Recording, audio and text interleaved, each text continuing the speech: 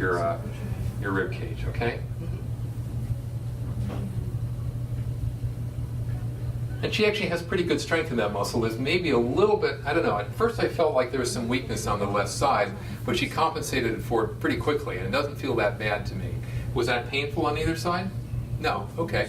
Her supraspinatus is probably all right, okay? So the next muscle I'm going to test is the infraspinatus. So infraspinatus is that one on the back side of the shoulder, right? Large muscle sits in the supraspinous fossa here, infraspinous fossa here. And so all that any muscle can do is shorten the distance between its attachment points. That's the only thing we can do voluntarily with our muscles. So when that attachment point here, the distal attachment to the tubercle of the humerus and the proximal attachment to the scapula, when that muscle contracts, it's going to rotate like that. Does that make sense? Okay. And I just have to keep this in mind a little bit. So, you go to yoga classes, and yoga instructors will often talk about, lengthen through the spine, lengthen your arm and stuff. We're doing something, but we're not voluntarily contracting a muscle to lengthen it, right? We can't do that. All a muscle can do is contract, but the contraction of a muscle will send a reflex arc through the spinal cord to tell the opposing muscle to relax, okay? So when she contracts her infraspinatus to externally rotate, it's simultaneously going to relax the subscapularis on the front side so that the arm can rotate externally. Does that make sense? Yeah, a little bit. You have to think about that one a bit. Okay.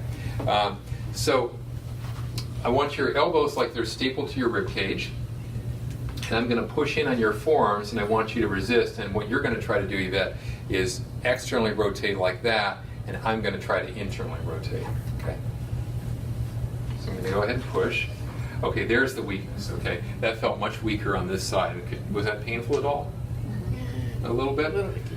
So if I do a little bit more, I don't need to do more, but see, I can easily push her arm in on the left side, whereas the right side, she has good resistance.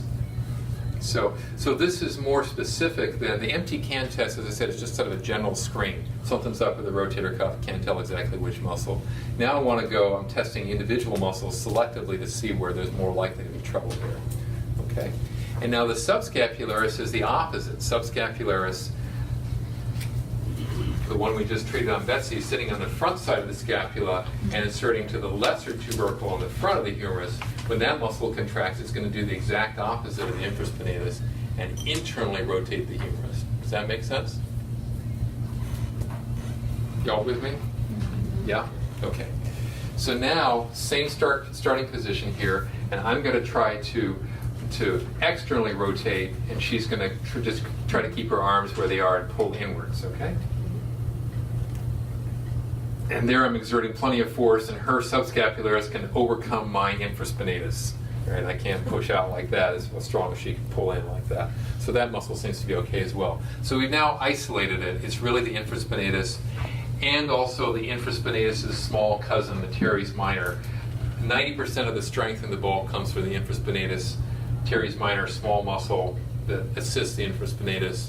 Functionally one muscle, anatomically slightly separate. Okay. All right.